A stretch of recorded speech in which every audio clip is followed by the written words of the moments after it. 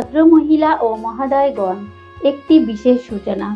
এ সপ্তাহের একটি গল্প আমরা আপলোড করতে পারিনি ইন্টারনেট সংযোগ বিচ্ছিন্ন থাকার কারণে। তার জন্য আমরা আন্তরিকভাবে দুঃখিত। আগামী দিনে আরও ভালো ভালো গল্প দেওয়ার চেষ্টা করব। আপনাদের সহযোগিতা, ভালোবাসা একান্তভাবে কামনা করছি।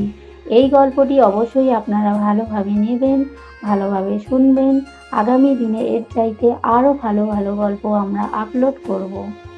হ্যালো বন্ধুরা, রিরা 2.0 FM-এ আপনাদেরকে আরও একবার স্বাগতম জানাই। আমি চলে এসেছি আপনাদের বন্ধু মিজান। আজকে একটি ভুতুড়ে গল্প নিয়ে চলে এসেছি আপনাদের সম্মুখে। আশা করি গল্পটা পুরোটাই শুনবেন, আর গল্পটি শুনে যদি ভালো লেগে থাকে তাহলে একটি লাইক করে দেবেন। আপনার একটি লাইক আমাকে অনেক অনেক মোটিভেট করবে আগামী দিন আরও ভালো ভালো গল্প করার জন্য। আর যারা যারা নতুন এসেছেন চ্যানেলে, তারা অবশ্যই চ্যানেলটিকে সাবস্ক্রাইব করে দেবেন, পাশে থাকা বেল বাটনটি ক্লিক করে দেবেন, যাতে নোটিফিকেশনটি সবার আগে আপনার কাছে পৌঁছে যায় গল্প আপলোড হওয়ার সঙ্গে সঙ্গে। আসুন আর কথা না বাড়িয়ে মূল গল্পে যাওয়া যাক।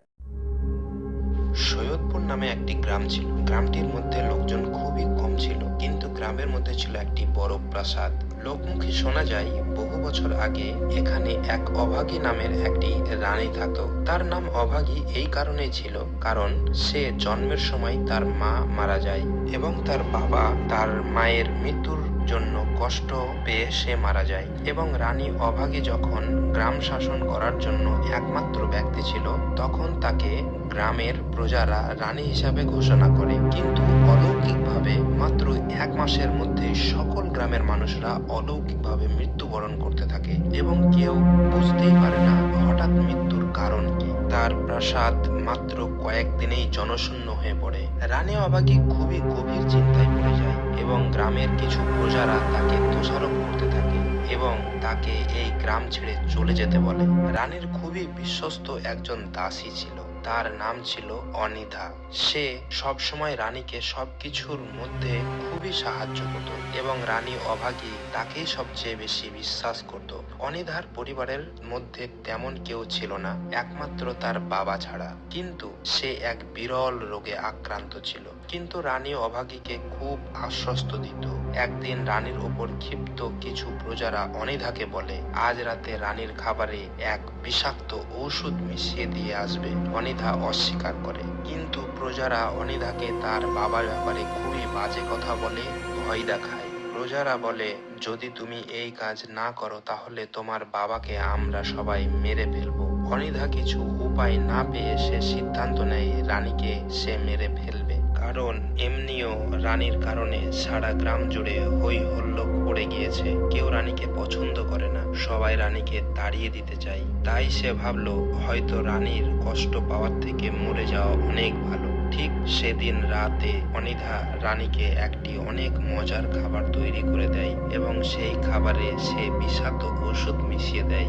আর বেচারি রানী কিছু না বুঝেই সেই খাবারটি খেয়ে নেয়, আর কিছুক্ষণের মধ্যেই রানীর মুখ দিয়ে ফেনা বের হয়ে সে সেখানেই মারা যায়। পুরো গ্রামে খুশির জোয়ার পড়ে যায়। সবাই ভাবে এখন হয়তো গ্রামটি আগের থেকে অনেক সুন্দর হয়ে যাবে। সবাই খুশি হলেও অনিধা নিজের মনে নিজে অনেক কষ্ট পেতে থাকে। কিন্তু এরপর গ্রাম স্বাভাবিক হয়ে ওঠে। কিন্তু একদিন হঠাৎ কিছু বামুন সেই গ্রামের সামনে দিয়ে যাচ্ছিল এবং তারা দেখতে পায় ঠিক অভাগী রানীর মতো কেউ একজন প্রাসাদের উপর দাঁড়িয়ে আছে এবং তাদেরকে পর্যবেক্ষণ করছে। তারা প্রথমে কিছুটা ভয় পেলেও পরে লক্ষ্য করে জিনিসটা আর নেই। তাদের মধ্যে একজন বলে ওঠে প্রাসাদে কি কোনো চোর ঢুকে বসেছে নাকি, চল গিয়ে দেখি, একবার দেখেই আসি। প্রথমে অনেকেই না করলেও পরে রাজি হয় এবং তারা প্রাসাদের ভেতরে ঢোকে। প্রাসাদ ছিল একদম ফাঁকা, চারদিকে শুধু ঠান্ডা ঠান্ডা অনুভব হচ্ছে।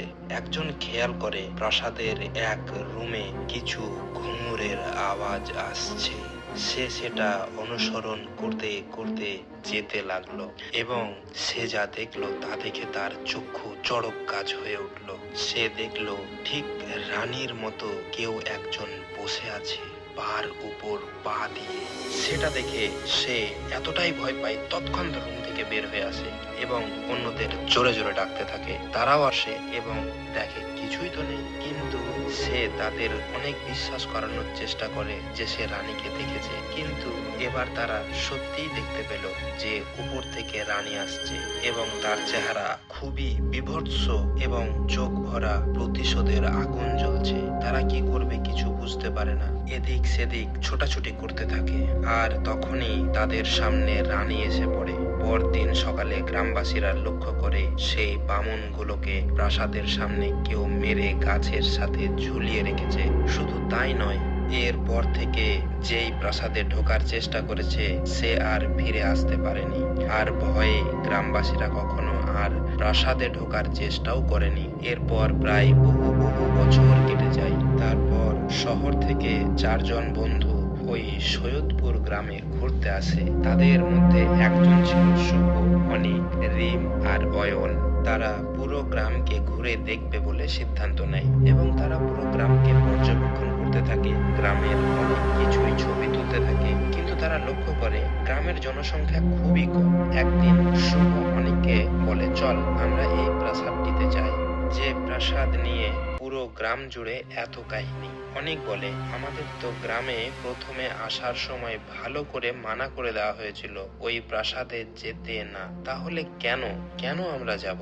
রিম এসে বলে, তুই তো শহরে জন্মেছিস, তাও এই ভূত বিশ্বাস করিস? আরে ভূত বলতে কিছু হয় না, চল আমরা আজ রাতেই যাই। তারা সিদ্ধান্ত নেয় যাবে, কিন্তু অয়ন ছিল তাদের মধ্যে সবচেয়ে ভীতু। সে তো সামান্য তেলে পোকা দেখলেও ভয়ে দৌড় মারে, আর যখন ভূতের কথা আসে তাহলে তো কোনো প্রশ্নই নেই।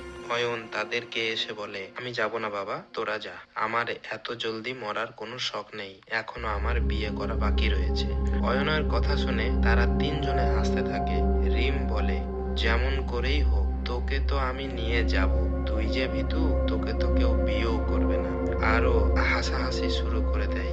এরপর রাতের বেলা তারা 4 বন্ধু মিলে বের হয় সেই প্রাসাদে যাবে এবং তারা খুব সতর্ক থাকে গ্রামের কেউ যেন তাদের না দেখে, কারণ একবার গ্রামের কেউ তাদের দেখলে সেই রাতেই তাদের গ্রাম থেকে বের করে দিবে। প্রথমে তারা 4 জন বন্ধু খুব আনন্দ সহকারে গেলেও প্রাসাদের সামনে এসে তাদের যেন কেমন গা ঝিমঝিম করে ওঠে। শুভ অনিককে বলে, আরে চল না, তোরা শুধু শুধু বাইরে দাঁড়িয়ে সময় নষ্ট করছিস। অয়ন বলে, আমাকে বাসায় দিয়ে আসো, আমি এখানে যাব না। রিম তাকে একটা লাথি মেরে ফেলে বলে, তুই কি চুপ করবি? সব সময় এত ভয় পেলে হবে? একটু সাহস কর, কিছু ছবি তুলতে হবে, তাহলে আমরা এই আর্টিকেলটা লিখতে পারবো। অয়ন মাথা নাড়ায়, কিন্তু তার মাঝেই অনেক খেয়াল করে প্রাসাদের ছাদে কি যেন একটা দাঁড়িয়ে আছে। সে সেটাকে কোনো গাছের ছায়া মনে করে জিনিসটা ইগনোর করে এবং কাউকেও বলে না। তারা প্রাসাদের ভিতরে যায়, প্রাসাদের নানান জিনিস দেখতে থাকে এবং ছবি তুলতে থাকে। খুব স্বাভাবিক ছিল সবকিছু। একটু অবাক করা বিষয় এটাই ছিল, এত বছর পুরনো একটি প্রাসাদ, তাও দেখতে পুরো নতুনের মতো। ভিতর সবকিছু ঝকঝক করছে, এক ফোঁটাও ময়লা নেই, মনে হয় এখানে মানুষ বসবাস করে। এবং আরো ভীতিকর কথা হচ্ছে, প্রাসাদের লাইট অন করলে লাইটও জ্বলছে। তারা এখন এটা বিশ্বাস করতে শুরু করে হয়তো গ্রামের মানুষরা শহরের মানুষদেরকে বোকা বানাচ্ছে মিথ্যা কথা বলে। তারা বন্ধুরা এদিক সেদিক ছবি তুলতে থাকে এবং রিম হাঁটতে হাঁটতে একটি বড় কক্ষে গিয়ে প্রবেশ করে। রিম লক্ষ্য করে সে রুমে ভরা অনেক ভারী ভারী অলংকার এবং একজোড়া দামি স্বর্ণের জুতো পরে রয়েছে। রিম এত অলংকার দেখে নিজেকে সামলে রাখতে পারে না। সে কি করে একটি আংটি চুরি করে তার পকেটে ভরে নেয়। 3 বন্ধু ছবি তোলা শেষ করে রিমকে ডাকতে থাকে। রিম বেরিয়ে আসে। শুভ বলে, কিরে তোর হলো, চল এখন আমরা বাড়ি ফিরে যাই। তারা বের হতে যাবে, ঠিক সেই সময় প্রাসাদের দরজা অটোমেটিক বন্ধ হয়ে যায়। চারদিকে দমকা ঠান্ডা হাওয়া বইতে থাকে। এক নিমেষে সবকিছু পুরনো হতে শুরু করে। চারদিক ময়লা আবর্জনা, গাছের পাতা ছড়িয়ে পড়ে, মাকড়সার আঁশ দিয়ে ভরে যায় পুরো প্রাসাদটা। একি এখনই তো দেখলাম পুরো প্রাসাদ কি সুন্দর, তাহলে কি হচ্ছে? এসব কি? সবকিছু তাদের কেমন যেন ঘোলাটে লাগছে।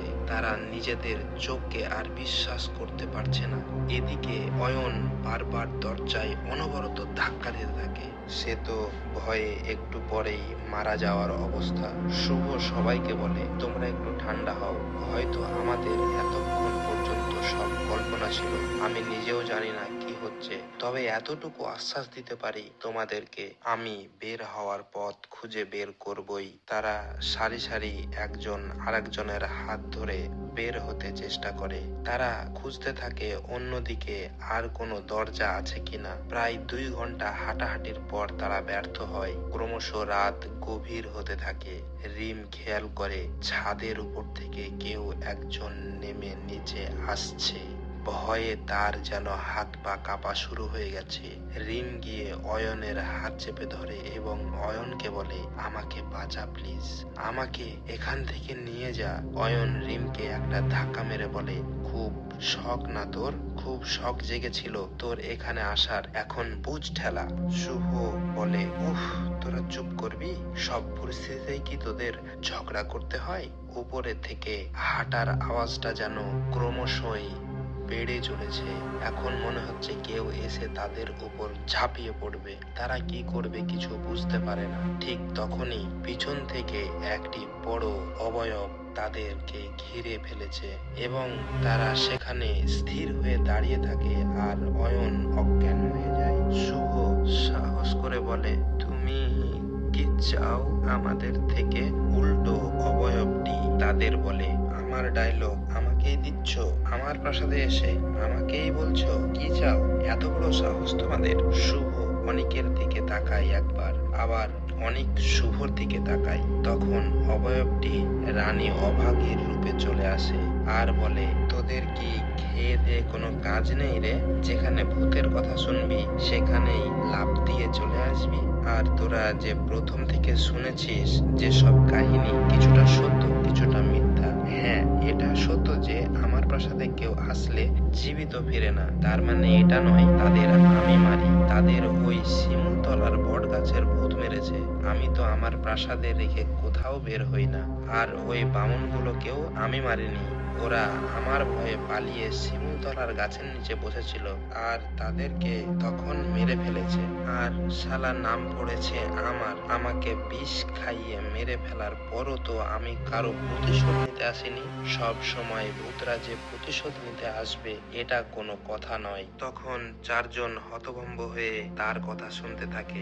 রিম তো একটু হেসেই ফেলে। তখন রানী অভাগী বলে, এই চুন্নি, চুন্নি, তুই আমার আংটি চুরি করেছিস কেন? ফেরত দে, এটা আমার চতুর্থ বয়ফ্রেন্ড আমাকে দিয়েছে, দে বলছি। তখন অয়ন রিমকে একটা থাপ্পড় মেরে বলে, তোর এই চুরির স্বভাব এখনো যায়নি।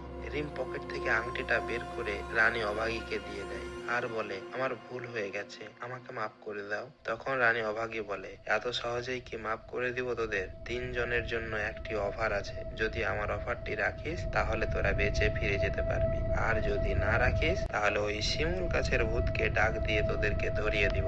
শুভ রানীকে জিজ্ঞেস করে, 3 জন কেমনে? আমরা তো 4 জন, বাকি একজনকে কি অফার দেবেন না?